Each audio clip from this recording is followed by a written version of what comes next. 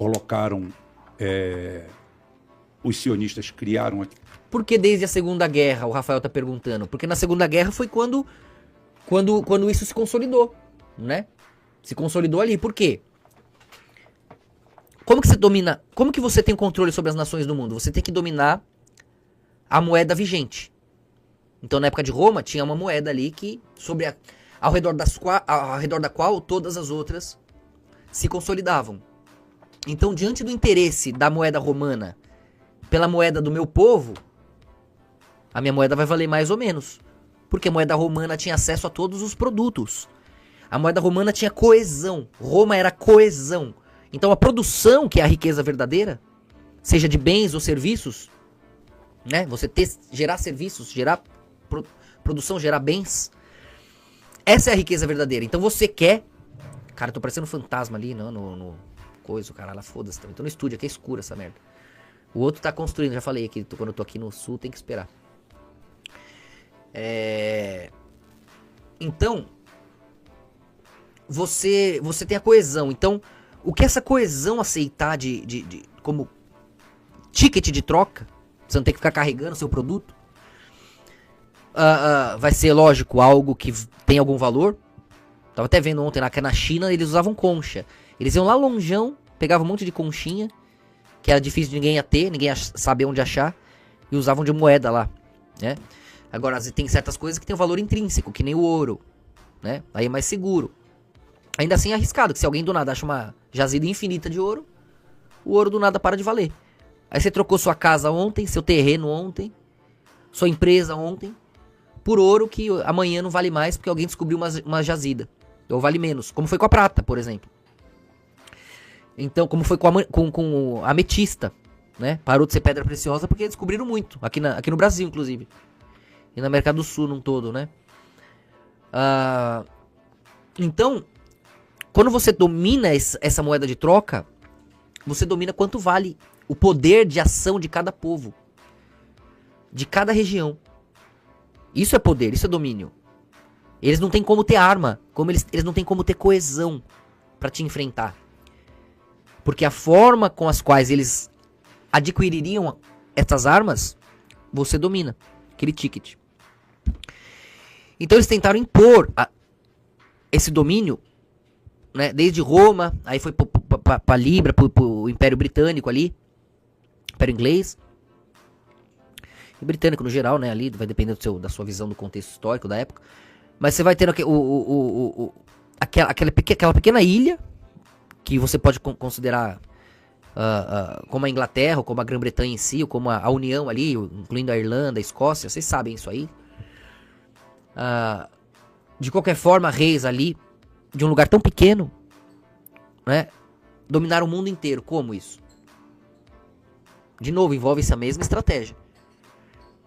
De ter uma coesão em todos esses cantos, tendo um ponto em comum, a moeda de troca. Então a estratégia dos Rothschilds foi essa. Ele mandou um filho para cada país da Europa, aceitando esse mesmo ticket. Então qualquer um que pegasse emprestado ali na Alemanha, tinha respaldo na França, tinha respaldo na Inglaterra, que era uma família só, que trazia essa coesão que ia além do território.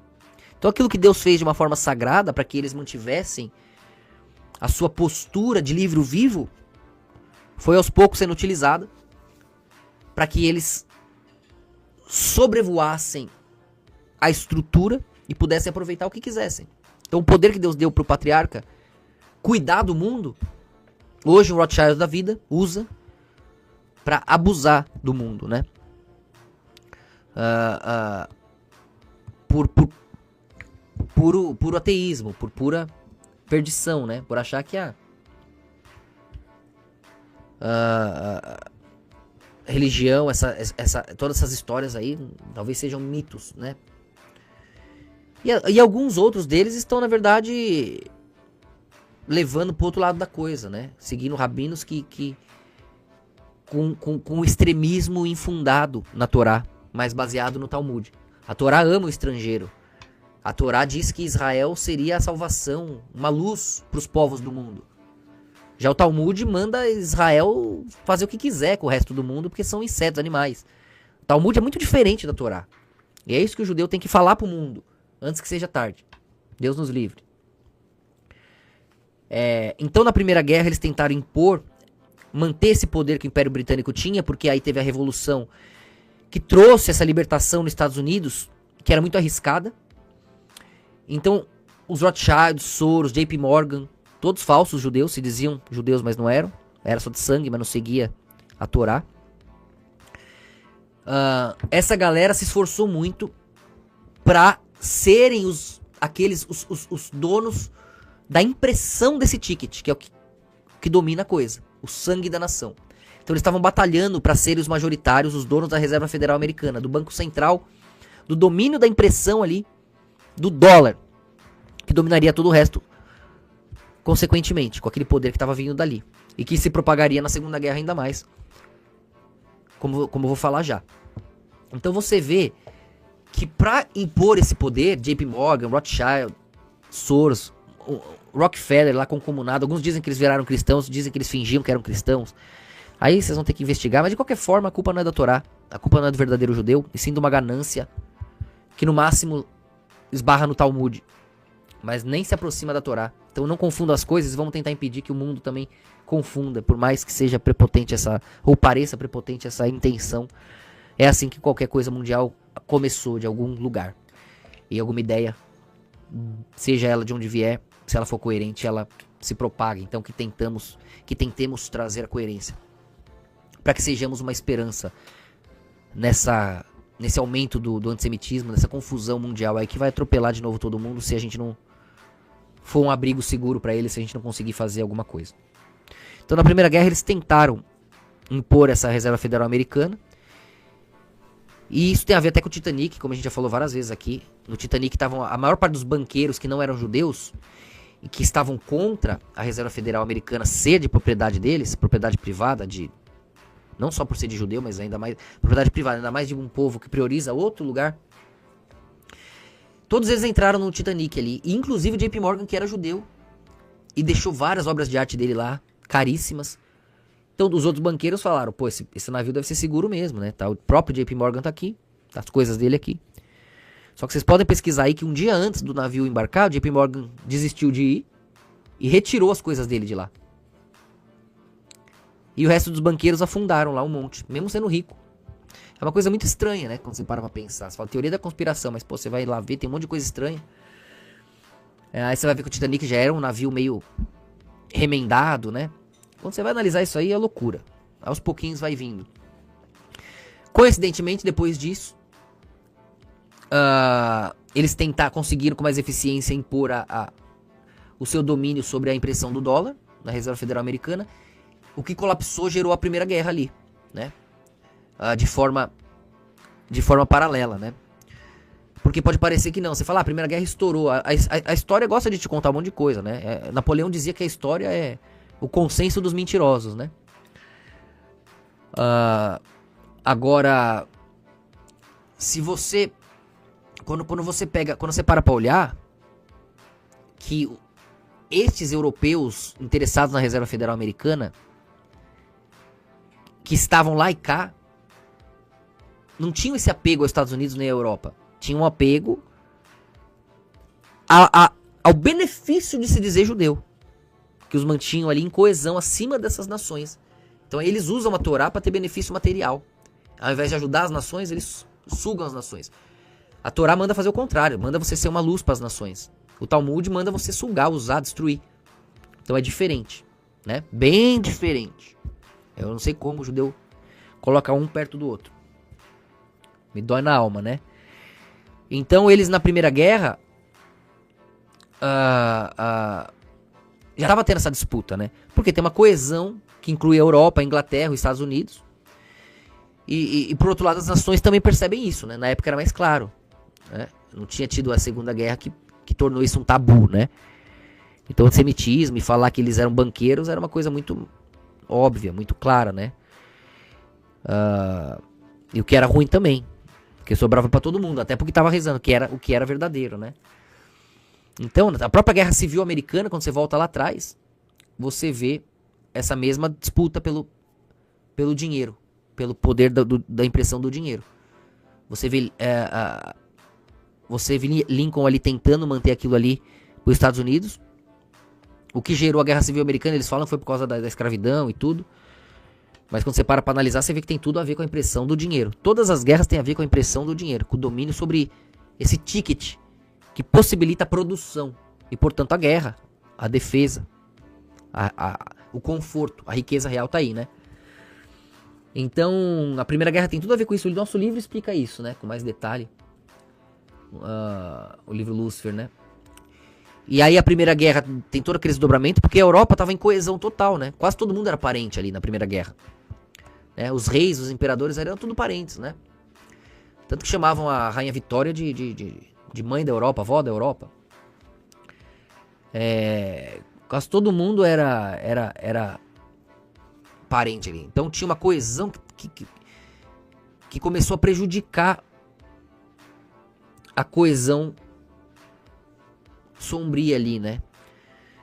Dos Rothschilds e de toda essa galera. Então, essas famílias que estão aí há séculos, né? Usando a luz da Torá para criar escuridão com o Talmud, o que é o crime para mim. E eles têm que acordar. E tem um motivo. Se eles aceitarem, se eles confiarem em Deus, Deus vai proteger, vai explicar o porquê foi assim, né? Como eu vivo falando aqui. Agora, requer humildade e coragem, né? Então, houve esse grande esforço para quebrar essa coesão da Europa. Essa coesão que estava muito forte, porque eram todos parentes, né? Então teve todo um investimento externo que exigia esse controle da Reserva Federal Americana. Então você vê, o Titanic afundou quanto? Foi quando? 1912? E a guerra começou em 14, né? Então você vê que tá tudo ali, né?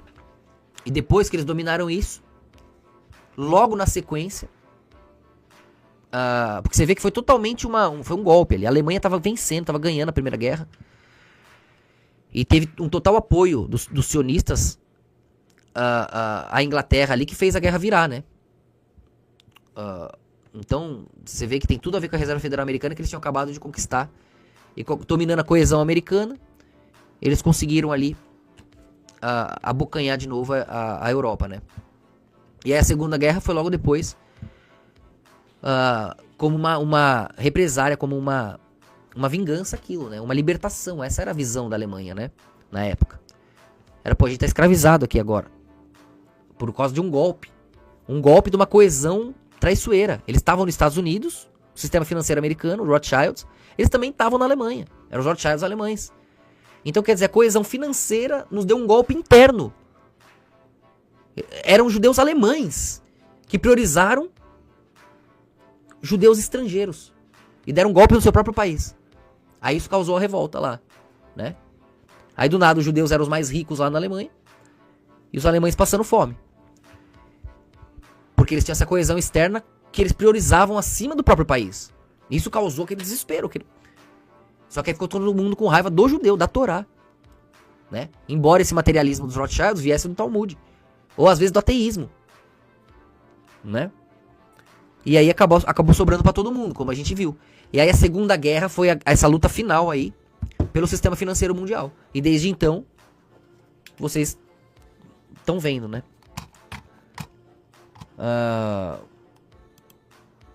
Só que é claro que também, imagina, se o outro lado ganha com aquela visão absurda, racial, considerando, sabe, com aquele extremismo que considerava aquilo como se tudo fosse a Torá, tudo fosse judeu. Então, a maioria do povo ficou com esse ódio cego, né? Não digo nem a fonte ali, mas o povo em si. Porque o povo não vai estudar igual a fonte, né? Igual o centro ali, igual a galera. E às vezes você tem que obedecer o povo. Então, na Alemanha, o povo começou a bater em todo judeu na rua.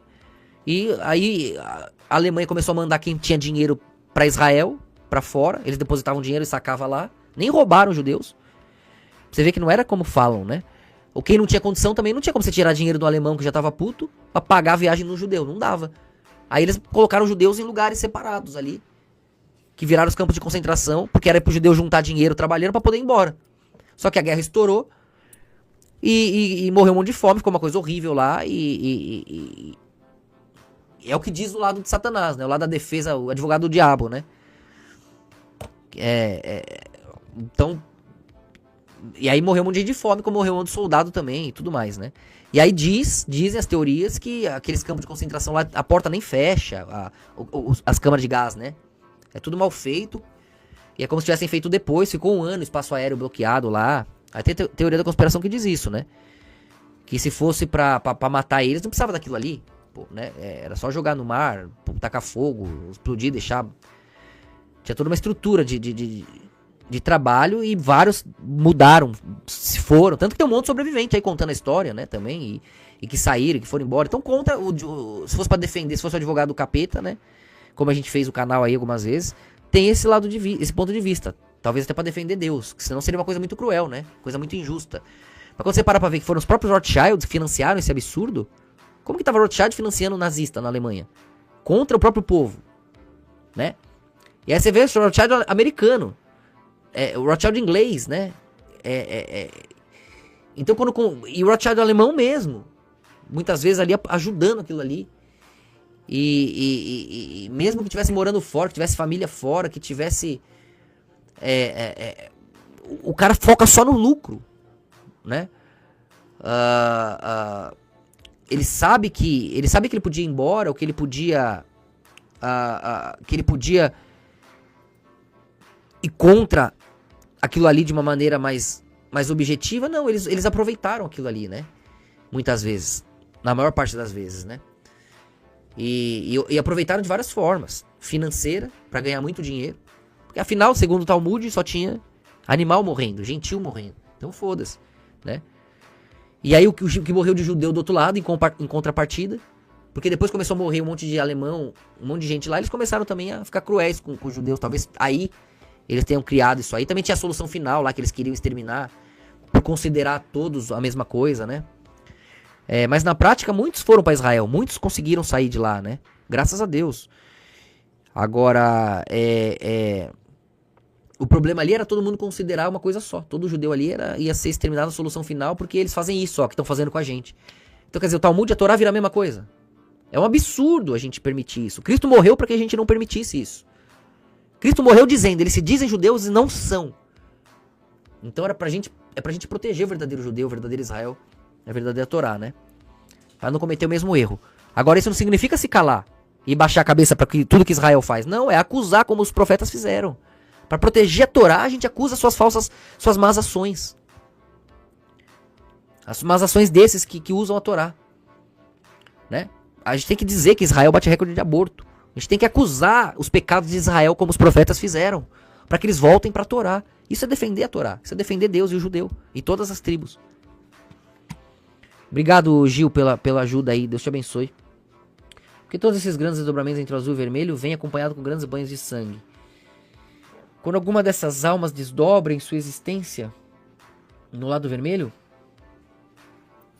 só sobra o caminhar de volta ao azul. É o próprio desfazer. O sangue é o líquido, é o corpo em formato líquido, né? Tudo que tá no seu corpo aqui, ó, passou pelo sangue.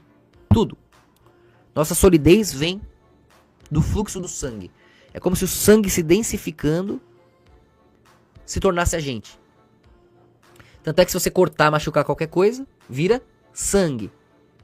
O sangue condensa, volta a ser a gente. Fica uma marquinha lá, que saiu do fluxo do tempo, né? Então vai ficar uma pequena variação, que é o que você chama de cicatriz. Saiu da espiral padrão aí. Mas você